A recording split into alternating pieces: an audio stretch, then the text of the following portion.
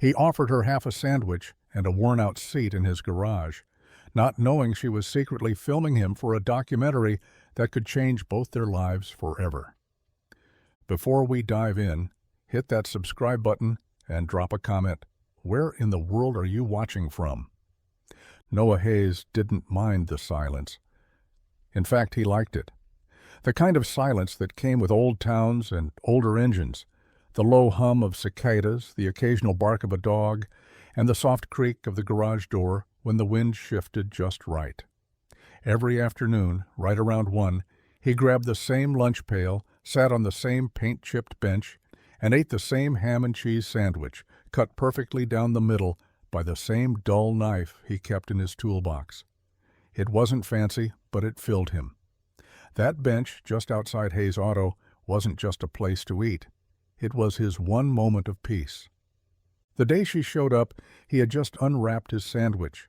The sun was sitting high and heavy, baking the sidewalk and making the air shimmer off the hoods of the waiting cars. He caught her in his peripheral first, dusty boots, black jeans, oversized flannel, and a camera bag slung across her shoulder like it had been there forever. She wasn't from town. He would have remembered a face like that. "Mind if I sit?" she asked, gesturing to the far end of the bench. Noah glanced up, surprised. Most people passed by, barely glancing his way. "Free country," he muttered, taking another bite. She sat, careful not to crowd him, pulling out a small notepad and scribbling something he couldn't see. They sat in companionable silence for a while, just the buzz of the town moving slowly around them. "You always eat out here?" she asked suddenly. He didn't answer right away, just chewed, swallowed, and nodded. "Every day."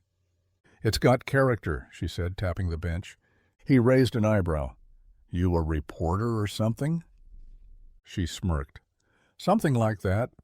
He tore his sandwich in two, hesitated, then held half out to her. "Didn't see you with anything." She blinked. "Really?" He shrugged. "It's not much, but it's better than nothing." She took it like it was gold. He didn't know it yet, but that half sandwich would become the most expensive thing he ever gave away. She took a careful bite, like she wasn't used to sandwiches that came wrapped in wax paper and tasted like mustard and hard work. Noah watched her out of the corner of his eye, half expecting her to toss it after a polite nod, but she didn't. She ate the whole thing, right down to the crust, like someone who hadn't had a real lunch in a while. "You from around here?" he asked, finally breaking the silence between chews. She shook her head, brushing a strand of wind-blown hair behind her ear. "Just passing through." He nodded, like that made sense. A lot of people passed through their little town without stopping. She must have been one of the rare few who got tired, or lost, along the way. "I'm working on a documentary," she said, a little too casually, like she'd been practicing that line, "about rural resilience, how small towns survive, what keeps them going." Noah leaned back, letting the sun hit his face. "That so?" "Yeah," she replied, looking down at her notepad. Hayes' Auto looked authentic. Figured it was worth a visit. Noah didn't say much. He never did, but he could feel something was off. Maybe it was the way she said authentic, like she was describing an exhibit. Maybe it was the camera that stayed zipped up in her bag instead of pointed at anything. She glanced up. "Mind if I ask you a few questions? Off the record?" He smirked, wiping his hands on his jeans. "Ain't like I'm running for office." She flipped open her notebook. "Why do you do it?" "Do what?" "This," she gestured around. "Run a shop in the middle of nowhere. Fix cars for people who probably can't afford it. Eat lunch alone every day. What keeps you going?" Noah chewed on that, not the sandwich, her question. Then he shrugged. "Someone's gotta. World's noisy enough. This place—" He tapped the bench, then the ground beneath their feet. "It stays quiet, simple, honest." She wrote that down like it meant something. He didn't know it, but she was already filming, just not with the camera. Not yet. She was filming with her eyes, her pen, and a lie she hadn't had the guts to untell. She showed up the next morning with a different coat and the same notebook. Noah was elbow-deep in the hood of a '92 Chevy, humming something old and low under his breath when he heard the crunch of gravel. He didn't look up, not at first. He could tell it was her by the hesitant footsteps, someone not used to walking on shop floors, stained by time and transmission fluid. "Morning," she said, standing in the doorway.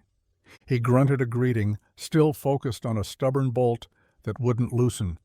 "I brought my camera today," she added, holding up the black case like it was a peace offering.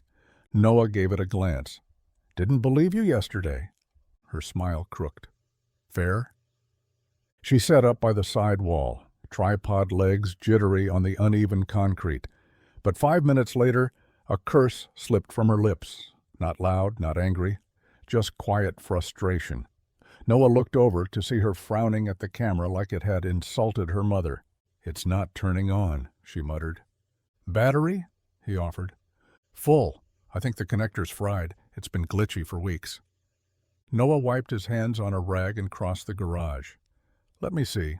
She handed it over reluctantly, like a parent passing off a sick child. He studied it for a moment, then popped the latch and opened the back. His fingers moved with gentle precision, slower than with cars, like he didn't want to scare the thing off. "You got a socket wrench?" he asked. She blinked. "For a camera?" He didn't answer, just turned, walked to his toolbox, and pulled out a set so well used the markings had worn off. He loosened a plate, adjusted a screw no bigger than a grain of rice, and gave the battery a slight shift. The screen blinked back to life. She stared. "You've got to be kidding me." "Just needed a little attention," he said, handing it back like it was no big deal. But she didn't take it right away. She was watching him now, not just the way his hands moved, but the way he stood, grounded, present, like someone who fixed things not just to make money, but because broken things deserved another chance. She finally whispered, "What else do you fix?" Noah didn't look up. Only what asks. It started with a joke. She pointed to the mismatched signs nailed above the office door. One said authorized dealer, the other beware of dog, even though there wasn't a dog in sight, and asked if he'd ever considered a rebrand. Noah chuckled. "This place has more character than I do. Wouldn't dare change it." Then, without thinking too hard about it, he waved her inside. The office smelled like engine oil, sawdust, and something faintly sweet. Maybe the half-empty jar of peppermints on the desk, cracked with age. The desk itself was cluttered but not messy. Stacks of invoices, a busted CB radio, a coffee mug filled with pens that didn't work, and a small row of dusty Polaroids pinned to a corkboard above it all. She leaned in. "Who's that?" she asked, pointing to a photo of two boys on top of an old red truck, both covered in grease and grinning like they'd just won the world. "My brother and me," Noah said, voice softer now. "That was the day we rebuilt our first carburetor. Dad made us take a picture." Her eyes drifted to the others, one of a man with a thick mustache leaning against a rusted hood, another of a young woman holding up a "sold" sign in front of the garage. "Your parents?" He nodded. "They ran this place long before I did. Dad passed 5 years ago. Mom, she moved to Florida. Warmer bones." She touched the edge of the corkboard gently, like she didn't want to disturb the memories. "Come on," he said, motioning her to follow. "You haven't seen the real gem yet." Out back, under a tarp and years of dust, sat a truck, or what was left of one. Its frame was solid, but the rest was a skeleton of hope, faded paint, missing parts, and a license plate hanging on by one rusted bolt. "She's a '68 Ford," Noah said, pulling the tarp back with care. "Been rebuilding her bit by bit since Dad died." She crouched beside the front tire. "Why not scrap it?" He smiled, eyes fixed on the truck like it still breathed. "Because he said if I finished it, it'd take me somewhere worth going." She didn't ask where. She didn't have to. She lingered in the office longer than usual that afternoon. The rain outside tapped steadily on the tin roof, turning the garage into a rhythm of drops and memories. Noah sat at his desk, flipping through a parts catalog with half his attention, while she stood by the corkboard, pretending to admire the Polaroids again. But her eyes weren't on the old truck or the grainy shot of Noah's younger self. They were locked on the photograph in the corner, faded from sun, curled at the edges, almost hidden behind a hanging calendar, a woman in a sundress, hair blowing in the wind. And beside her, a little boy with a crooked smile that looked a lot like Noah's. "This one's different," she said gently, not looking at him. Noah didn't glance up. "Yeah? Who are they?" He hesitated. His fingers stopped thumbing the catalog. The room felt still, even with the rain. That's Lily and Mason," he said finally, voice low, like he hadn't said those names out loud in a long time. She turned to face him. "Your wife?" Noah gave a slow nod. "Was. Mason was our son." There was no follow-up, no explanation, no elaboration. He didn't offer one, and she didn't push. But the weight of those two words, "was" and "were," hung between them like a ghost. After a few moments, he closed the catalog and stood. "Come on, I've got a brake pad to replace on Mrs. Callahan's Buick." Just like that, he stepped out of the room, back into the world where things could be fixed with the right wrench or enough elbow grease. But she stayed behind for a beat longer, staring at the photo. The woman's eyes in the picture held a joy that felt suspended in time. And the boy, Mason, had his father's hands, big, gentle, meant for holding the world steady. She understood then that Noah Hayes wasn't just a mechanic with grease under his nails and calluses on his palms. He was a man who had once held something priceless and lost it. Some stories don't need to be told. They live in the quiet spaces, in a photograph, on a desk, in the silence that follows a name. She never told him when she started filming. It didn't feel like the right kind of story to ask permission for. Not because he wouldn't have said yes, he probably would have just shrugged and gone back to work, but because what she was capturing wasn't for show. It wasn't staged. It was real.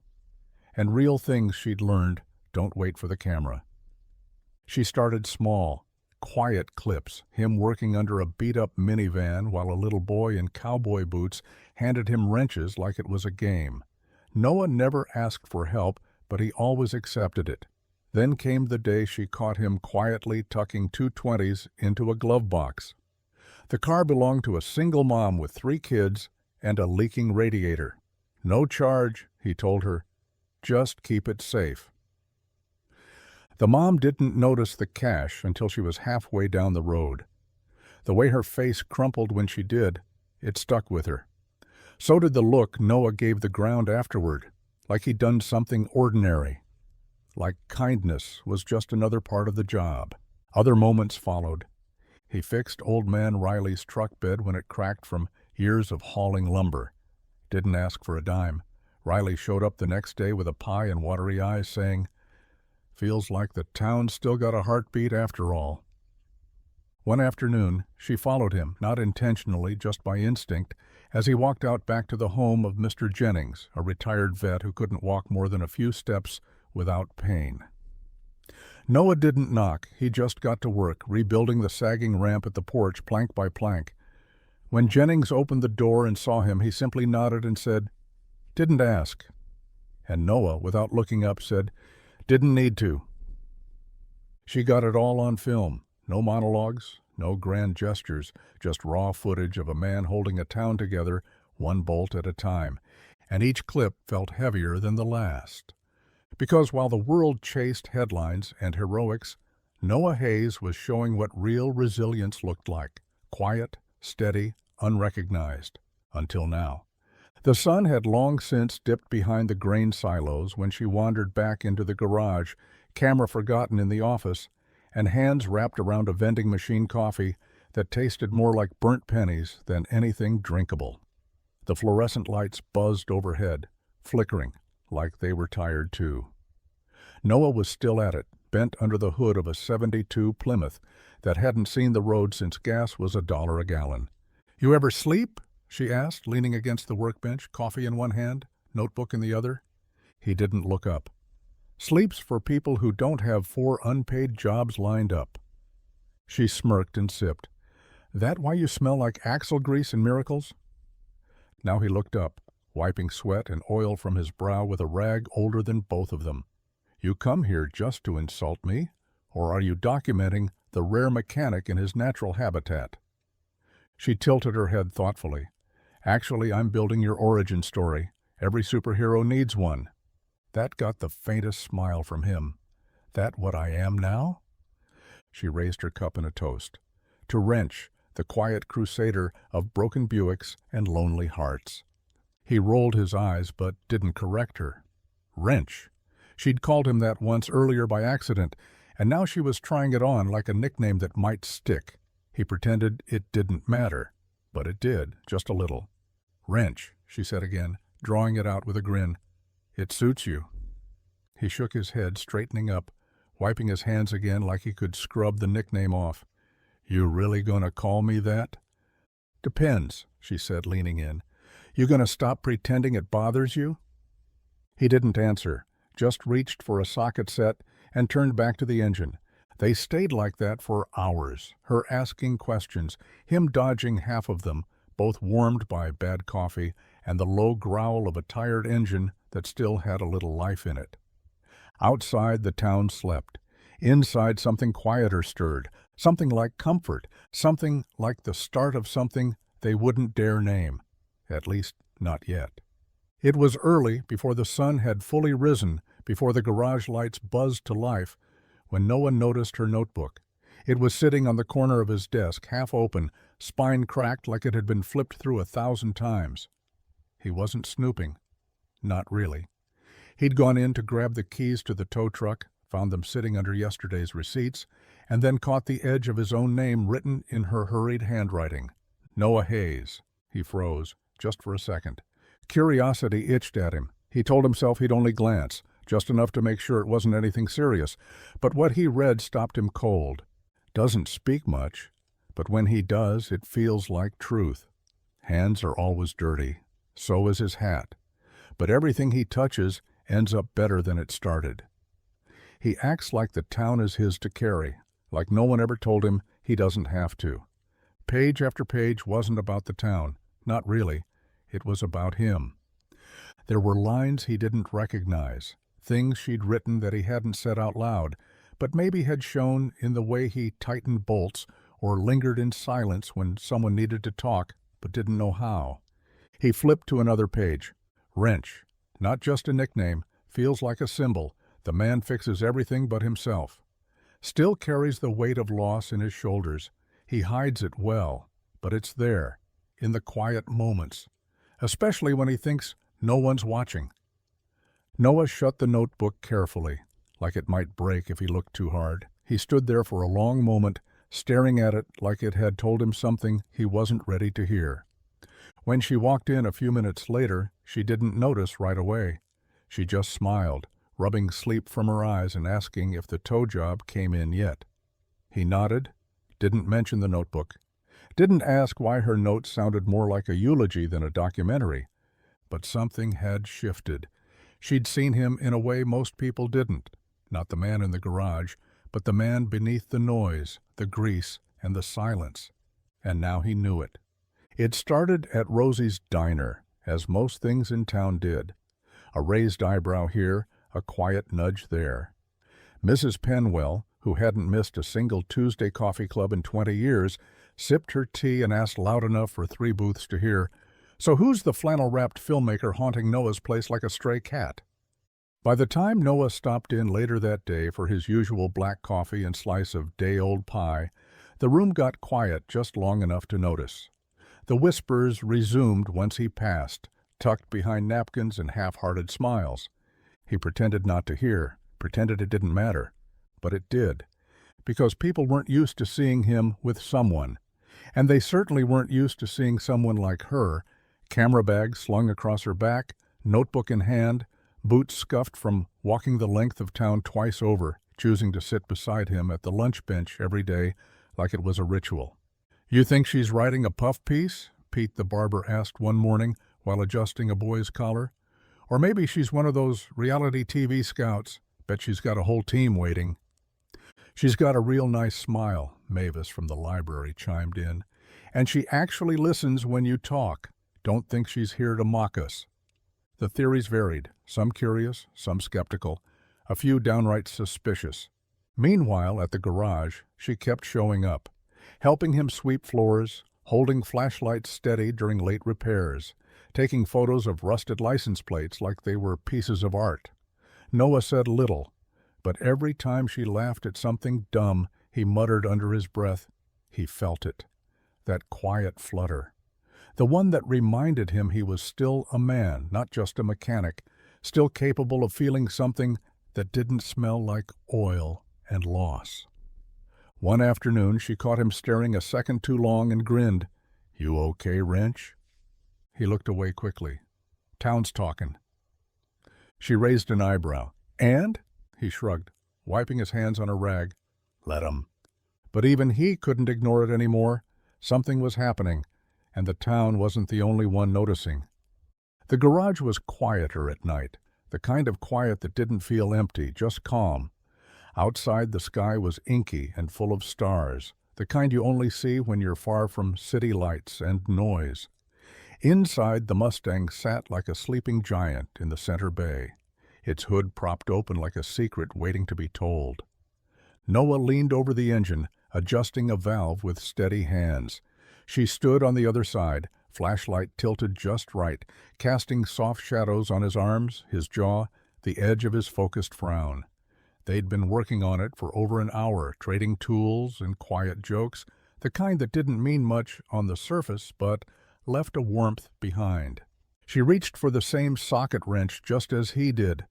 Their hands touched. Not just a graze, not just passing contact, and it was the kind of touch that made time hiccup. Her fingers brushed over his calloused knuckles, lingered for a half-second too long, both of them frozen in that soft hum of something unspoken. Neither pulled away right away. He looked up. So did she. There was a flicker of curiosity, of hesitation, of something fragile and daring just under the surface. Her eyes searched his like they were trying to read beneath the grease and silence. And for a moment, the garage felt smaller, warmer, full of a tension so quiet it rang louder than a slammed hood. Then, just like that, the moment passed. She let go of the wrench first, gave a little laugh, light and shaky. "Guess we're synced up." "Guess so," he said, barely above a whisper. They didn't speak of it again that night. The work continued. So did the silence. But something had shifted. Not big, not dramatic, just a new kind of quiet. The kind that comes when you realize the line you weren't sure existed has already been crossed, and you both noticed. But neither of you is ready to name it. He wrote it late, after the garage lights were off and the town had gone still. The kind of night where even the wind seemed to hold its breath. Noah sat at his workbench, the only light coming from a dusty lamp in the corner that hummed softly, like it remembered lullabies. His hands were blackened with oil from a long day, but he didn't bother washing them. He just pulled out the small, leather-bound notebook tucked away in the bottom drawer, a place no one touched but him. The first page still held her handwriting. "Love you. Don't work too late again." He stared at it for a long moment, then turned to a blank page and began to write. "Lily, it's been almost 4 winters now. I thought it'd get easier by now. This ache, this silence. But some days I still reach for your coffee cup in the cabinet before I catch myself, and I still hear you humming when the wind rolls through just right." There was a pause in his pen. "Someone new's been coming around the shop. She's different. She sees things, sees people, in a way that makes you feel like you matter just for breathing. I catch her watching the way I work, like she's piecing together more than just bolts and belts. And when she laughs, Lily, it's that kind of laugh you feel in your ribs, the kind I thought I buried with you. I haven't told her about you, not really. I don't know if I ever will, but when she sits next to me on the bench outside and we split a sandwich like it's the best thing we've eaten all week, the shop feels alive again, not just a place to pass the time, a place that holds something real. I'm not trying to replace you. God, I couldn't if I tried, but I think you'd like her. I think you'd want me to see where this goes." He stopped, staring at the ink, then closed the notebook without signing it. He'd never send it. But somehow he knew she'd read it anyway. The wind came in fast, faster than anyone expected. 1 minute the sky was gray and grumbling, the next it cracked open with a roar, and rain came down in sheets thick enough to blur the world. The garage lights flickered once, then held.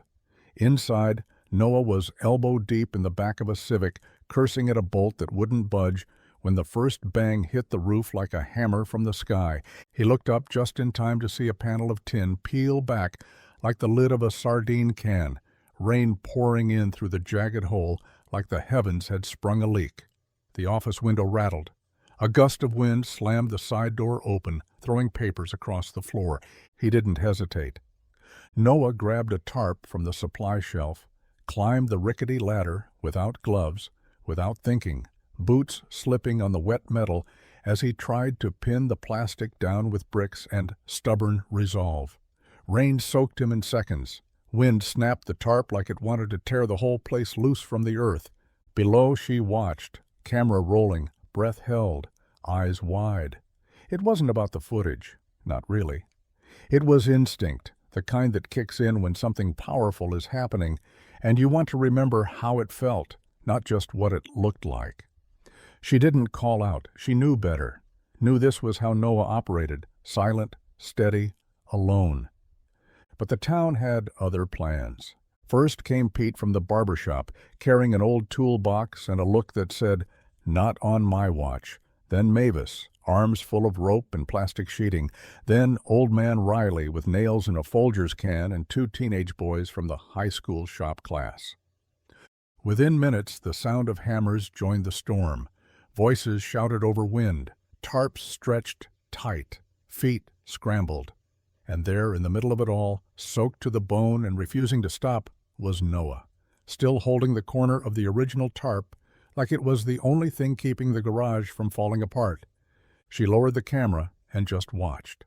Because in that moment, it wasn't just a roof they were fixing. It was proof Noah had never been alone, not really. She felt it buzz before she heard it, the faint vibration pulsing through the denim pocket of her jacket as she sat on the edge of the garage's front step, knees pulled to her chest, camera resting quietly beside her. The storm had passed. The sky was streaked with gold now, all soft forgiveness and clean air, like it was trying to apologize for the chaos it had unleashed. Behind her, the sound of Noah and Pete hammering the last few nails into the makeshift roof faded into the hush of evening. She pulled the phone out, already knowing what it would say. Dad. Same name, same time, same ache. She stared at the screen, thumb hovering just above the green button, heart thudding like a slow drumbeat in her chest. It wasn't the first time. It wouldn't be the last. She'd ignored 5 calls this week alone. She could already hear the voicemail in her mind, calm, rehearsed, clipped at the edges. Madeline. Please call me back. You're worrying your mother. But it wasn't her mother he was worried about. Not really. It was the optics.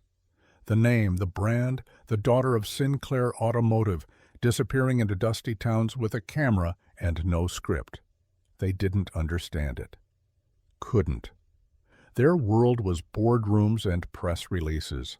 Hers was peeling paint, rusted toolboxes, and the sound of Noah's laughter when she said something dumb but honest. The phone kept buzzing. She set it down on the step beside her and looked out at the road. It was empty, peaceful, real. Behind her, Noah let out a low whistle and said something about the roof holding up just fine until winter. She smiled, let the sound fill the space her father's voice was trying to invade. The phone stopped buzzing. Silence again. She didn't delete the missed call, didn't block the number. She just picked up her camera, stood slowly, and walked back inside. Because in this town, no one cared what her last name was. And for once, that was exactly what she needed. The night was quiet in that way small towns specialize in. Just the low hum of crickets outside and the occasional distant bark from a dog that probably knew everyone's business. She sat cross-legged on the garage floor, fiddling with the focus on her camera, not filming, just tinkering. Noah leaned against the workbench, arms crossed, gaze fixed on the old neon sign flickering weakly in the window. Hayes Auto. She looked up at him, the lenses catching the light and flashing like a blink. "Why do you really stay?" she asked.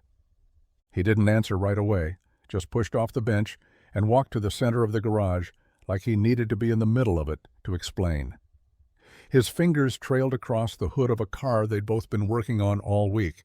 He stopped by the wall where a faded photo hung, his dad in coveralls, holding a wrench like a sword. "This place, it was my old man's," he said finally. He started it with nothing but a box of tools and a sign he painted himself. Worked 6 days a week, sometimes 7. Didn't care about getting rich, just wanted to be the guy people could count on. She stood slowly, watching his face as he spoke, not guarded, not polished, just honest. "I used to hate it," he said with a half-smile. "The smell of grease in my clothes, the way he'd bring work home like it was a second kid. Swore I'd never take over. I wanted out. Bigger things, better things." "So what changed?" she asked gently. He looked back at the photo, quieter now. "He got sick, fast. Didn't have time to teach me everything, just enough to hold it together. After he passed, I told myself I'd run it long enough to sell it. But then Mrs. Callahan's car broke down, and then old man Riley needed his brakes done, and suddenly it wasn't just his place anymore, it was mine." He turned to her, eyes steady. "This garage. It's the only thing I've ever built that felt like it mattered. Every scraped knuckle, every engine I've coaxed back to life.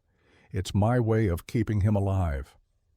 And for the first time since she'd arrived, she didn't need to ask another question. She already had her answer. She told him over lunch, same bench, same sandwich, split down the middle, like always. But her voice lacked its usual teasing lilt, and her eyes didn't quite meet his when she handed him his half. "I think I've got enough for the documentary," she said, pulling her flannel tighter around her shoulders even though the sun was warm. Noah didn't respond right away. He took a bite, chewed, stared out across the quiet street, like he was waiting for something else, something truer. "Yeah?" he finally said, keeping his voice even. "Guess that means you'll be moving on." She nodded. "Yeah, got a few places lined up. Other towns, other stories." He gave a short hum of acknowledgement and took another bite of sandwich. No argument, no surprise. But she noticed the way his jaw tensed, the way his thumb ran along the edge of the wax paper without looking down. "That's it?" she asked softly. "No fight, no speech?" Noah shrugged. "Ain't my place to ask someone to stay who never planned to." She tried to smile, but it came out crooked.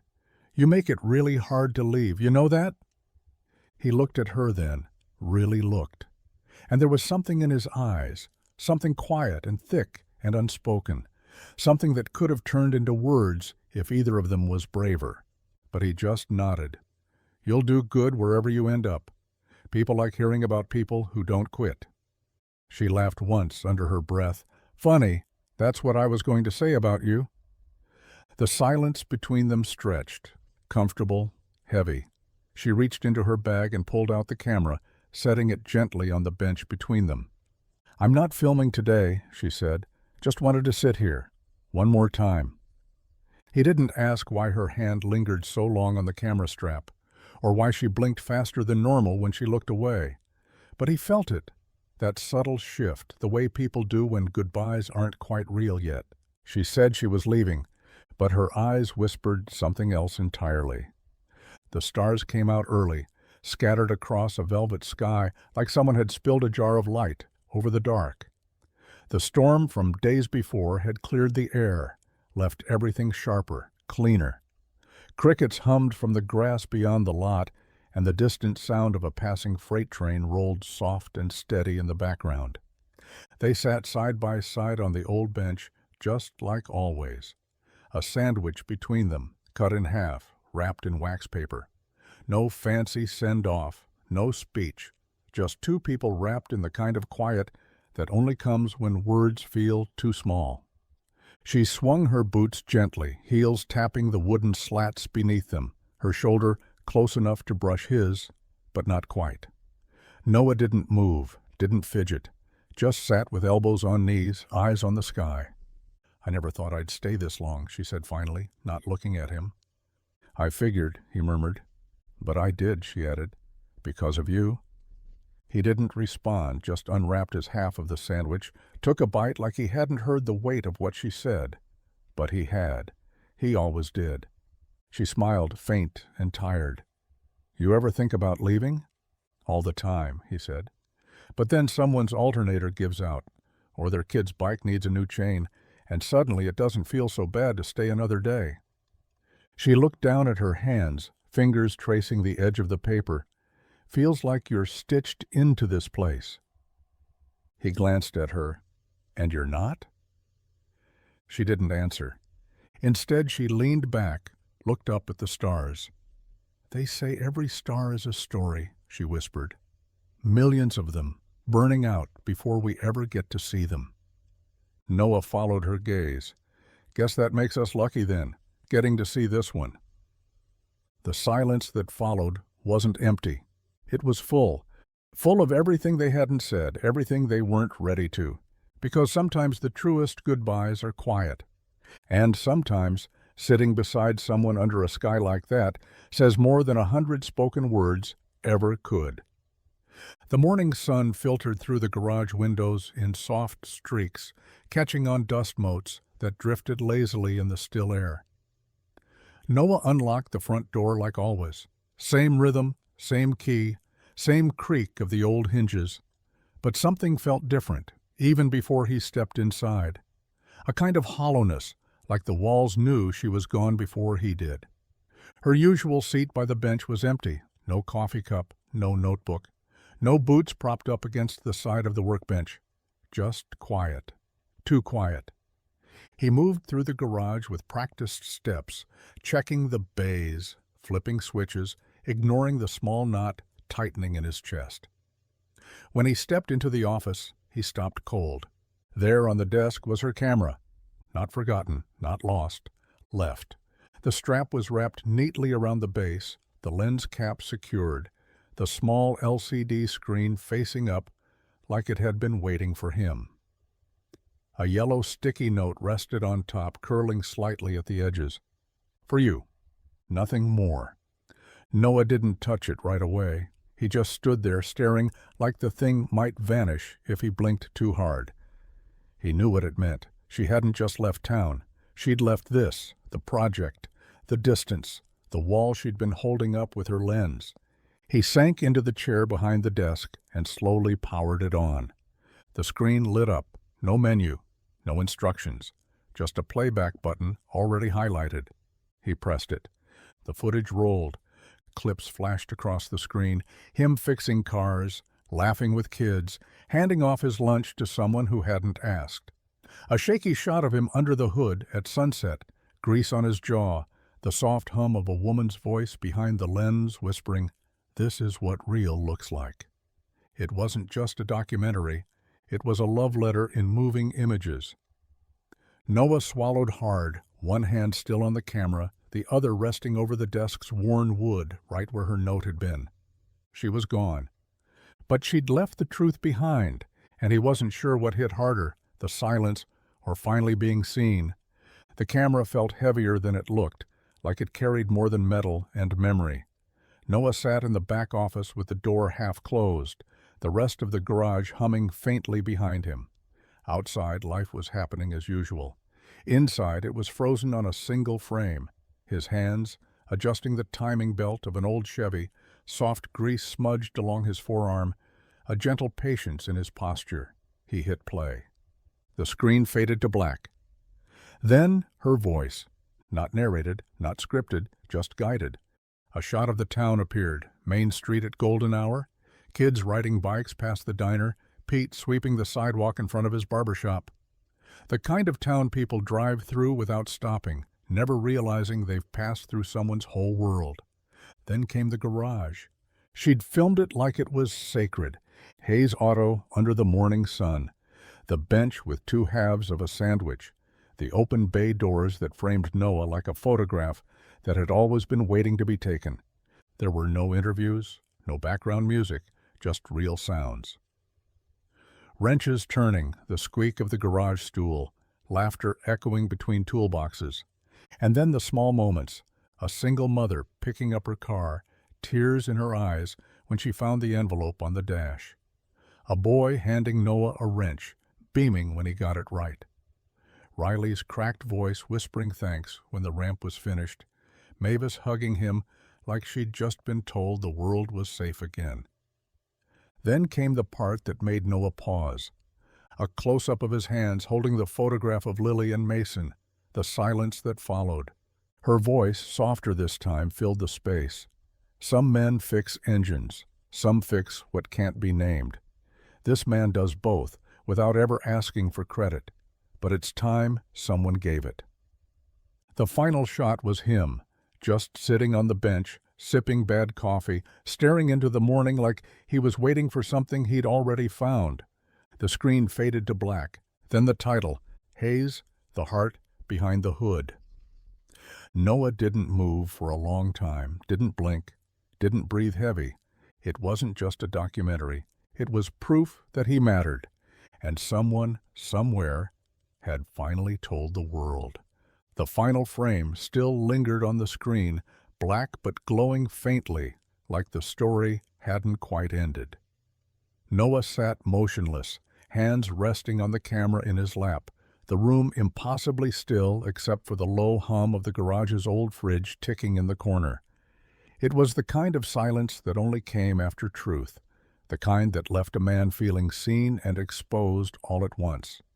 Then came the knock, sharp, confident, out of place. Noah blinked, glanced at the door like it had spoken. No one knocked at Hayes Auto. They just wandered in with a rattle in their engine or a story to tell. He stood slowly, camera still in hand, and opened the door. The man standing on the other side didn't belong in Maplewood. His coat was pressed, his shoes weren't scuffed, and his smile was the kind that said he'd already made up his mind about you before he said hello. "Noah Hayes?" he asked. "Yeah?" The man extended a sleek card. "Evan Keller. I represent Marlowe Media. We're the team behind American Storyline." Noah took the card, glanced at it, said nothing. Evan continued, "I believe you're aware of a recent documentary made by Madeline Sinclair?" At the mention of her name, Noah's grip on the camera tightened, but he gave no other sign. "She sent us the footage," Evan said, stepping inside like he'd been invited. "Unfiltered, raw, unbelievable, really. We've never seen anything quite like it." Noah leaned against the doorway, arms crossed. "It's just me fixing cars." Evan smiled. "That's exactly why it's perfect." He began to talk then, fast, polished. Words like streaming deal, international rights, series potential. They wanted to build a whole segment around rural America, human stories, real grit, and at the center of it all, Hayes Auto. "You'd be the face of the campaign," Evan said. "The honest man in a dishonest world, the mechanic philosopher." Noah blinked. "You rehearsed that line?" Evan laughed, unbothered. "Not as much as your friend rehearsed nothing and still made something beautiful." Noah glanced past him to the camera still glowing on the desk. He didn't answer right away, because something was happening now, something bigger than bolts and brake pads. And for once he didn't want to fix it.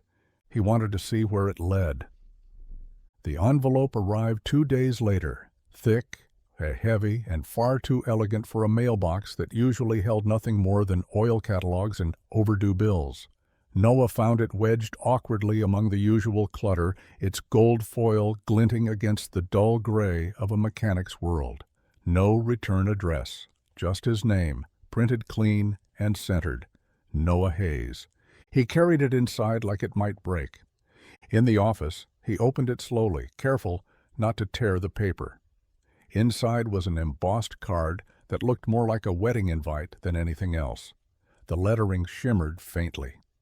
"You are cordially invited to the private premiere of Hayes, The Heart Behind the Hood, Thursday, 7:00 p.m. Marlowe Theater, New York City, VIP access. Included formal attire requested. Noah set the card down on the desk beside his coffee mug and stared at it like it was written in another language. New York. It might as well have been the moon. He sat back in his chair, hands on his thighs, heart thudding with something between disbelief and discomfort. He could fix an engine blindfolded. He could weld a cracked frame in a thunderstorm. But walking into a theater where strangers would be watching his life on a 30-foot screen? Where they'd see the moments he didn't even realize she was filming. That felt impossible.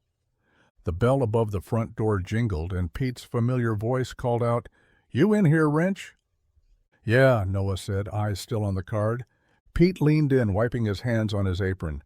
"You look like you just read your own obituary." Noah slid the invite across the desk. Pete whistled low. "Fancy." Noah nodded slowly. "Too fancy." Pete squinted at him. "So, you gonna go?" Noah didn't answer right away. He looked out the window at the shop yard, the rust, the dust, the place his father built with nothing but elbow grease and pride. It was home. It was safe. But that card, it wasn't just an invitation, it was a choice. Word got out faster than he expected, probably faster than it should have. Pete swore he didn't say anything, but Noah knew better. The man couldn't keep a surprise longer than a socket wrench in a grease fire. By the next morning, Rosie was slipping him an extra biscuit at breakfast for nerves, and Mavis from the library was already hunting for something that resembled formal wear in her attic closet. "You're going to be famous," she said with a wink, pressing a faded navy blazer into his arms. "Try not to trip on the red carpet." Noah just grunted and kept his head down. But inside, everything was shifting. The garage door still creaked the same, the bench still wobbled, the coffee still tasted like burnt regret. But people looked at him differently now. Not like he was someone to fix their muffler or rotate their tires, but like he'd been carrying something rare and precious they'd only just now noticed. Old Man Riley came in for a tire rotation and left without paying, mumbling, "On the house, for once, you're the story." Kids from the high school shop class stopped by with notebooks, asking questions they never cared about before. What kind of torque do you use on an old Ford axle? Did she really catch you rebuilding that Chevy blindfolded? Some were proud. Some were skeptical. "You better not start charging New York prices," warned Mrs. Callahan as she dropped off her Buick. Others just gave him a long look and said quietly, "It's about damn time." Noah didn't say much, just nodded, fixed what needed fixing, and kept the camera packed away in the office drawer. The attention made him uncomfortable, but the town made it easier. Because these people, flawed, messy, loyal, they didn't care about premieres or fancy invitations. They knew who he was before the cameras rolled. They'd seen him crawl under cars in the rain, show up for funerals, stay late for no reason other than someone asked. Famous or not, he was still Noah Hayes. And to them, that was already enough. The decision came quiet, like most things in Noah's life. No dramatic moment, no epiphany under a shooting star. Just him, alone in the garage one evening, staring at the battered suitcase someone had dropped off with a joke and a well-meaning shove. "Just in case," Rosie had said, winking like she already knew the answer. He hadn't spoken yet. He didn't pack much. Some clean shirts, a jacket that didn't smell like diesel, the blazer Mavis lent him, even though it was too tight in the shoulders. He stood over the open case for a long time, holding a tie like it was a foreign object before tossing it aside and muttering, "No one buys honesty in a necktie anyway." What took him the longest wasn't clothes. It was the wrench. Rust still clung to the steel, and the handle had been worn smooth in the exact shape of his father's grip. Right near the end, just beneath where his thumb naturally fell, the initials J.H. were scratched in with something sharp and desperate, his dad's only mark on the world outside of the garage. Noah stared at it for a long time. That wrench had helped build this shop, fix broken axles, hold up engine blocks, and more than once mend a friendship that had started to wobble. He'd used it the day his dad got too sick to lift anything heavier than a coffee cup. He'd used it the day Lily's car wouldn't start before the hospital run. He'd used it the day she left town, camera swinging by her side, heart in her eyes. It wasn't just a tool. It was a tether. He wrapped it gently in a towel, placed it in the bottom of the suitcase, and zipped it shut with a quiet finality. As he turned off the garage lights and stepped outside, the cold hit him, sharp and real. The town was quiet. His truck waited at the curb. A piece of him wondered if he should stay. But the rest, the part carved into his calloused hands and the space just beneath his ribs, knew it was time. Time to show the world who he really was. And time to take a piece of home with him, just in case the lights in New York weren't as warm. The city hit him like a punch to the chest. Lights everywhere, noise in every direction, people moving fast, speaking faster, dressed like they belonged in magazines he'd never had the time to read. The air buzzed with ambition and perfume. Cabs honked like punctuation marks, and somewhere overhead, a billboard played a loop of someone smiling too hard about something that didn't matter. Noah had never felt smaller. He stood outside the Marlowe Theater in a blazer that didn't quite fit, holding a ticket he kept checking like it might vanish. The marquee above flashed the title, Hayes, the heart behind the hood, his name right beneath it in crisp gold lettering. It looked like it belonged to someone else. Inside, the lobby was all marble and mirrors. He walked slowly, hands shoved into his pockets, heart hammering like a loose piston. He passed tall men in tighter suits and women gliding across the floor like they weren't even touching it. Conversations drifted past him, words like cinematography, distribution deal, authenticity. None of it felt real. Then he saw her. At the far end of the room, near the velvet ropes and camera flashes, she stood, tall, calm, wrapped in a gown the color of storm clouds and moonlight. Her hair was up, her eyes exactly the same. Madeline. She was smiling at someone in a tux, but then she turned, and when her eyes met his, the noise faded. The lights dimmed, the floor stopped shifting beneath his feet. She crossed the room slowly, heels clicking like clock hands counting down to something inevitable. "Noah Hayes," she said, her voice a little breathless, like seeing him knock the wind out of her just enough to remember she was still human beneath the polish. "You clean up all right," he said, though his voice cracked halfway through. She laughed, soft, real. "You brought the wrench?" He nodded, wrapped it in a towel, like it was breakable. She looked at him for a long second. "You were never supposed to come here just to be a story." "I didn't," he said quietly. "I came because you saw me. Figured I should return the favor." And just like that, for the first time all night, he didn't feel out of place. He felt seen. The theater lights dimmed, the murmur of polished voices fading into a reverent hush as the screen flickered to life behind them. But Noah barely noticed. His eyes weren't on the stage or the glowing title card. They were on her, seated beside him, hands clasped in her lap, expression unreadable. She hadn't said much since they found each other in the lobby.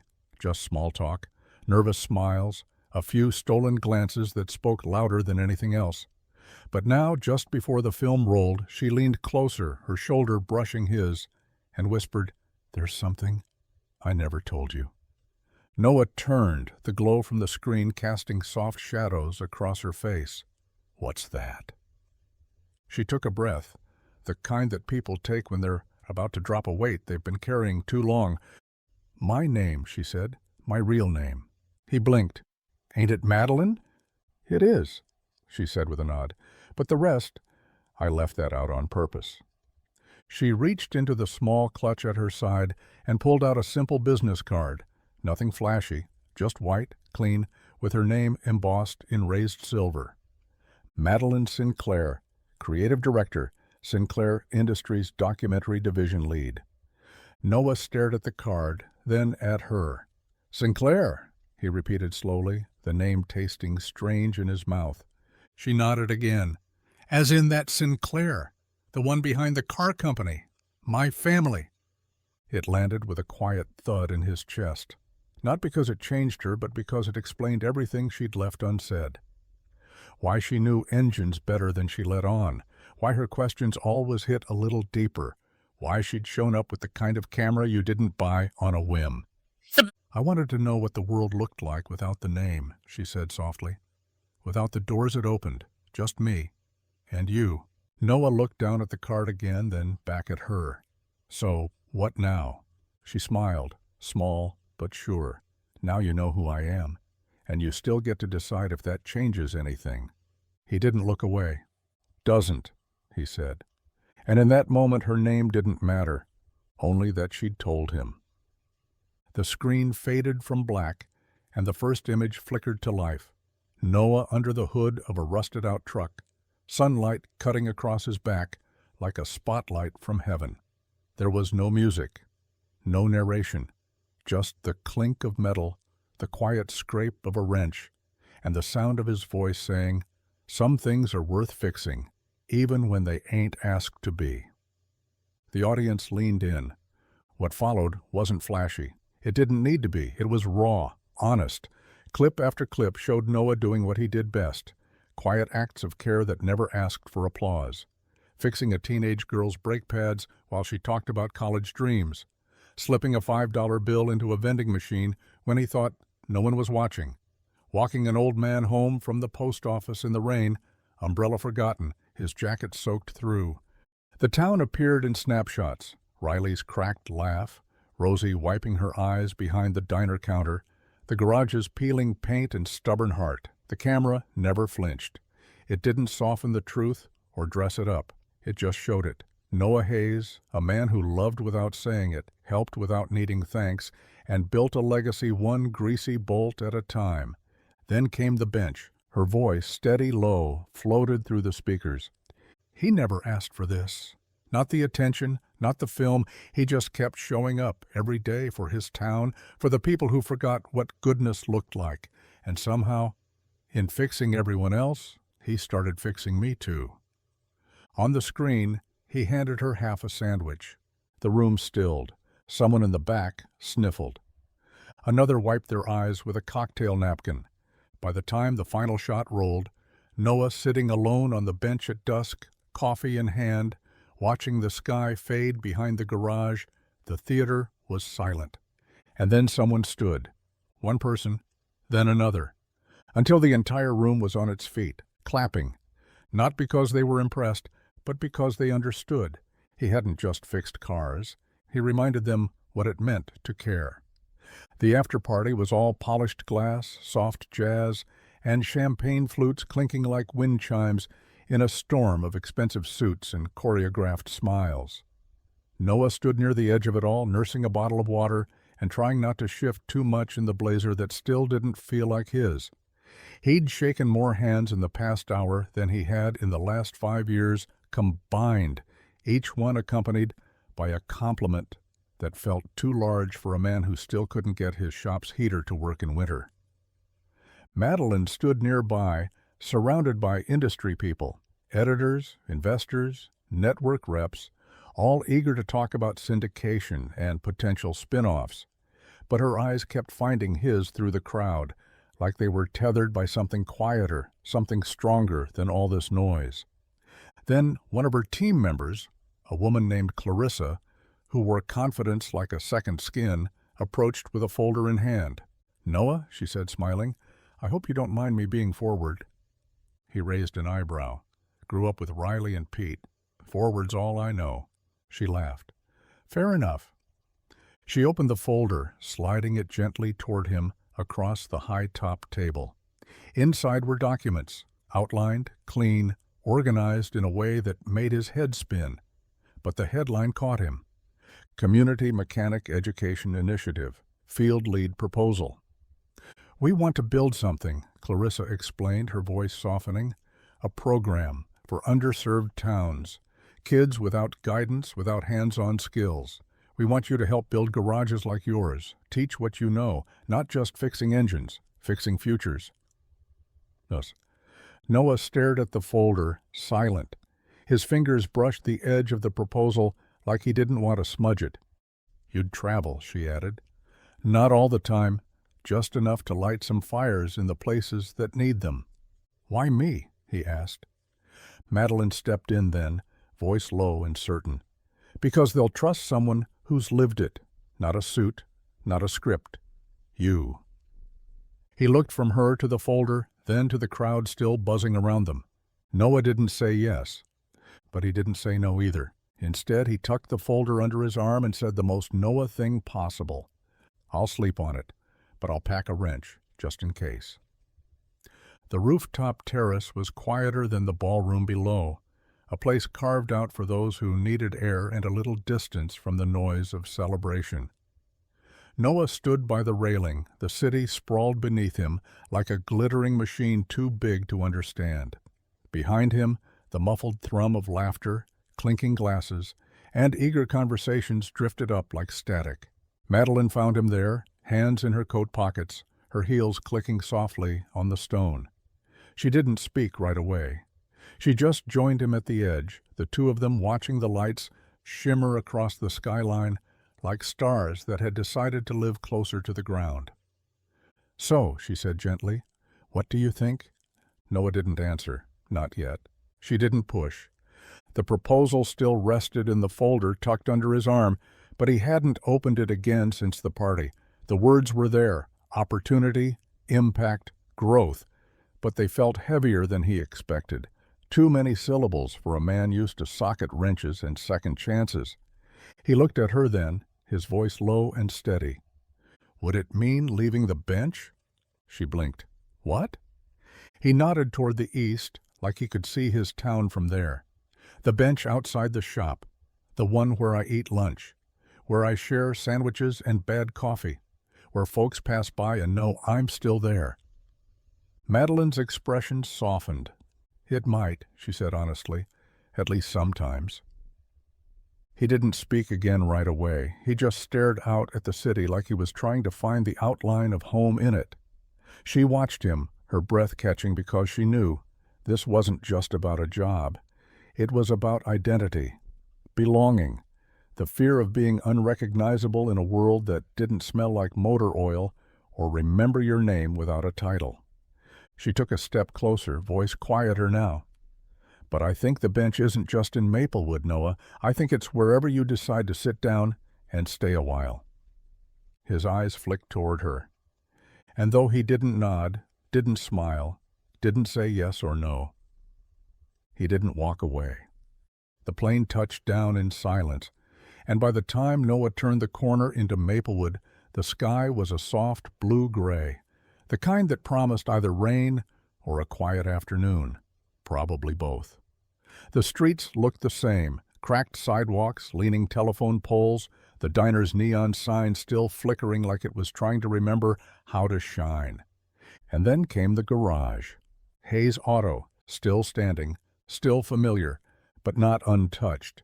He parked his truck across the street and stepped out slowly, boots crunching on gravel, suitcase forgotten in the bed. The garage door was open. Pete's old Ford sat in bay 2, and inside the smell of motor oil and cold coffee hit him like an old song. Everything was where he left it, almost. The bench caught his eye first. It had been sanded down, cleaned up, like someone had taken a brush to the ears without erasing them, but it was what hung above it that made him stop. A new sign, simple wood, burned lettering, clear and strong, built on grit, shared with grace. He didn't need to ask who made it. The handwriting was too careful, too personal. Madeline. He ran a hand along the edge of the wood, thumb brushing the grain. For a moment he just stood there, breathing it in. No cameras, no lights, just home. Inside the phone rang, the same landline. He let it go. A few minutes later, Mrs. Callahan pulled in with her Buick. She smiled when she saw him, rolled down her window. "You're back," she said. He nodded. Wasn't planning on staying gone. She glanced at the sign, then at him. "Looks good up there." "Yeah," he said, eyes still on the words. "Feels right." Life resumed. Cars rolled in. Kids passed on bikes. The bench saw another sandwich. But everything, every tiny thing, was just a little more awake now. Home hadn't changed much, but Noah had, and somehow both felt more true than ever before. The morning was like any other. Cool breeze, sun dragging itself slow across the rooftops, the soft metallic cough of an old engine trying to start somewhere down the block. Noah sat on the bench, same sandwich, same coffee, same spot carved into the wood where his elbow naturally rested. The new sign above his head had already started to weather, the corners curling slightly from dew and time. It made him like it more. Then he saw her. No heels, no camera bag, no flannel and jeans pretending to be casual. Just Madeline. Hair tied back, sneakers worn at the toes, 2 coffee cups in hand, steam curling in the air between them. No agenda, no pitch, just her. She walked toward him slowly, like she didn't want to startle the quiet. "You changed the sign," she said, stopping in front of the bench. He looked up. "Figured it was time." "I like it." She held out one of the cups. "Still take it black?" He took it, nodding. "Still tastes like regret, but yeah." She laughed, sat down beside him without asking. No camera to set up, no notebook, just silence and the soft clink of plastic lids as they both took a sip. For a while they didn't say much, and they didn't need to. "How was the premiere fallout?" he asked finally. She shrugged. "Everyone wants to know what I'm doing next. I keep telling them I'm still figuring out what I just did." "And the name?" he asked. "Sinclair still chasing headlines?" She gave a small smile. "Let them. I'm not." He nodded, watching a leaf drift to the pavement. "So what brings you back?" She hesitated, then looked straight at him. "I missed the bench." Noah didn't answer. He just reached into the paper bag beside him, tore his sandwich in two, and handed her half like it had always been waiting. And just like that, they were back where it started. Only this time, there were no lies between them, only coffee, a bench, and 2 people finally willing to just sit and stay. The sandwich wasn't fancy, just turkey, mustard, and a slice of cheddar that had probably seen better days. But when Noah handed her the half wrapped in wax paper, Madeline took it like it was a gift. And in a way it was, not because of the food, but because of what it meant now. No secrets, no cameras, no hidden names. Just 2 people sitting on a grease-stained bench under a hand-carved sign, splitting lunch like it was their language. She took a bite, chewed thoughtfully. "Still not a fan of mustard." Noah smirked. "Then why take it?" "Because you made it, and I didn't want to mess up the ritual." They both laughed, the kind of easy, chest-deep laugh that comes from familiarity, not performance. She had one leg curled under her, elbow resting on the back of the bench like she'd claimed the spot. And Noah, he just sat like he always had, calm, steady, the sun catching in the fine lines around his eyes when he smiled. Across the street, a kid zipped by on a too-small bike. A dog barked at nothing in particular, and the wind carried the scent of motor oil and something faintly sweet, maybe pie from Rosie's. "You ever think about what it would have been like if I told you who I was from the start?" she asked. Noah leaned back, sipping his coffee. "Would have changed everything." She nodded, for better or worse. He looked at her, slow and deliberate, for less honest. She let that sit for a second, then smiled again, smaller this time, more real. "I'm glad you forgave me." "I didn't," he said. "You just never stopped showing up." Her brow arched in mock offense. "That's the standard?" He grinned. "It's a start." They sat there until the sandwich was gone, until their fingers brushed while cleaning up the crumbs, until a quiet passed between them that felt like something forming instead of fading. The first sandwich had started it. The second one? That felt like the beginning. It started with one out-of-towner, camera around his neck, walking slow like he didn't want to miss the magic. He showed up at the garage, asking if this was the bench. Noah pointed, nodding once, unsure what to say. The man took a photo, sat down quietly, and stared out at the street like he expected to feel something holy. By the end of the week, 3 more followed. Then a dozen. Within a month, Hayes Auto became less of a garage and more of a destination. People came from all over, some with questions, some with cameras, some just wanting to shake Noah's hand. They didn't care about oil changes or brake pads. They cared about the man who gave away his lunch and fixed things without asking for thanks. The man who didn't know he'd been making a difference until the world told him so. Tourists took selfies in front of the sign. Rosie started selling sandwiches she called the Wrench Special at the diner. Even Pete added a Hayes trim to his barbershop menu, just a basic cut, no fuss, no frills, like Noah. But it wasn't just attention. Donations came in, tools, books, equipment for the local high school's auto program. A nonprofit offered grants to expand the garage into a vocational training space. Someone even sent a check with a note that read, "You made me want to be better. That's worth more than money, but here's both." Noah tried to keep up. He fixed what needed fixing. He taught what he could, but he never stopped sitting on that bench, never stopped eating the same lunch, never stopped being who he'd always been. And slowly, the kids noticed. They started coming around after school, at first just to watch, then to help, then to learn. He taught them how to change a tire, how to hold a wrench, how to pay attention to the sounds an engine makes when it's trying to say something. They listened, because Noah had become more than the man who fixed their town's cars. He had become the man who reminded them they could fix things too. The drawer stuck a little, like it always did, swollen from years of humidity and time. Their daughter, barefoot, tangled curls, no older than 7, gave it a tug, tongue poking out in concentration. She wasn't supposed to be in the back office, but rules never stood a chance against curiosity, and curiosity had just found something strange buried beneath a stack of faded invoices and bent wrenches. "Mom?" she called out, lifting the old camera with both hands like it might still be breakable. Madeline glanced up from the workbench, wiping her hands on a rag. "Find something?" The girl walked over, holding it out. "What's this?" Madeline took the camera gently, brushing her thumb across the dusty screen. It was heavier than she remembered, or maybe it just carried more now. "That," she said softly, "is how I met your dad." The girl blinked. "A camera?" "Mm-hmm." Madeline smiled, sinking to the floor beside her. "I came here to film a story about small towns and real people and what it means to live with your whole heart." "Did you find it?" the girl asked. Madeline looked over at the garage bay, where Noah was crouched under a pickup, grease on his cheek and their dog napping beside him. "Yeah," she whispered. "I found everything." She flipped the camera on. The battery somehow still had life.